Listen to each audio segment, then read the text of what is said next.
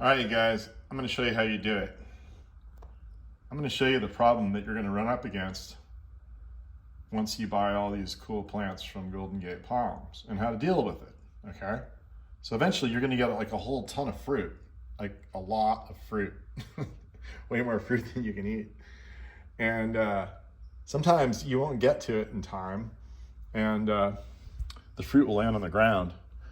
Well, in the case of citrus, you do have a couple days to go get it, but as soon as citrus hits the ground, something bizarre happens. You could have citrus attached to the tree, touching the ground, and it'll be fine.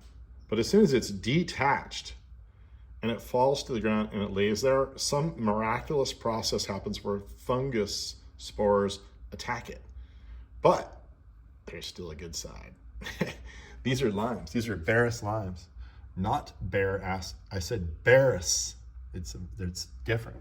And yes, some of them do have a little bit of funky funk on one side, but I can cut that all off and it'll be really good. I'm going to juice these.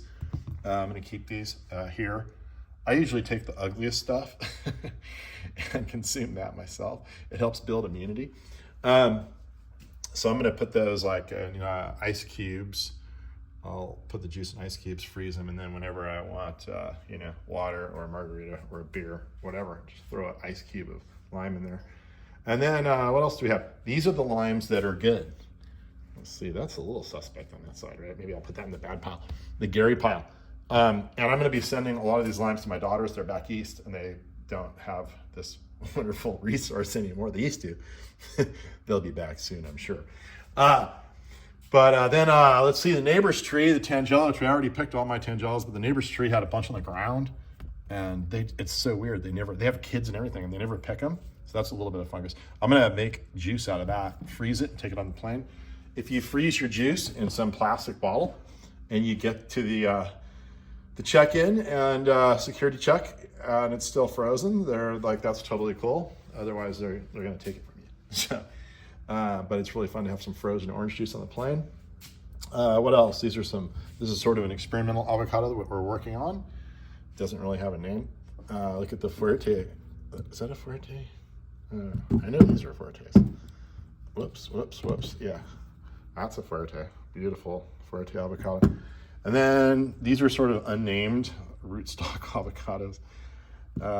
I thought they were really good. There's like little ones, and then there's big ones, two different trees. And then looky here, this is a fun little one. That is Surprise. I'm real excited. Surprise is really good. And it turns black when it's on the tree often, not always, but look at that color, it's just striking. Anyway, that's a Surprise. I'm gonna keep that, girls don't get that. And then I do have some navel oranges, sort of the last of the crop down here. And so what you do, you're gonna have this big problem. You're gonna have all this fruit, right? Well, you're gonna be in and out. The fruit might be dirty. Like I said, you may have picked it up off the ground, in which case it's gonna have a bunch of dirt on it. You gotta wash it off. In this case, I wouldn't wanna go into my house because all I do is like track mud and dirt in there constantly. So I try to really not go in there. And I flick off my shoes when I do, because I know when there's mud on my feet. I don't know when there's mud on my shoes. So, but even better, like instead of going into the house and making it all dirty and making your kitchen dirty, better yet, get yourself an outdoor, well, not an outdoor, kitchen counter and kitchen sink. I just got this put in. This is so cool. Our ranch house, my wife, this was the center island here, this piece of wood, this butcher block, and I loved it, but my wife's like, we need granite. We inherited this. I'm like, what's wrong with this? We need granite. So we ended up getting granite. I lost that battle. But of course I did not throw this away. I had it for like 8 years in my garage, and I finally set this thing up here. And I've got the sink going, like I said. So some of the citrus was so dirty, I decided to wash it off in the bucket because there's gonna be a bunch of sediment down there. Didn't want to get it in the sink.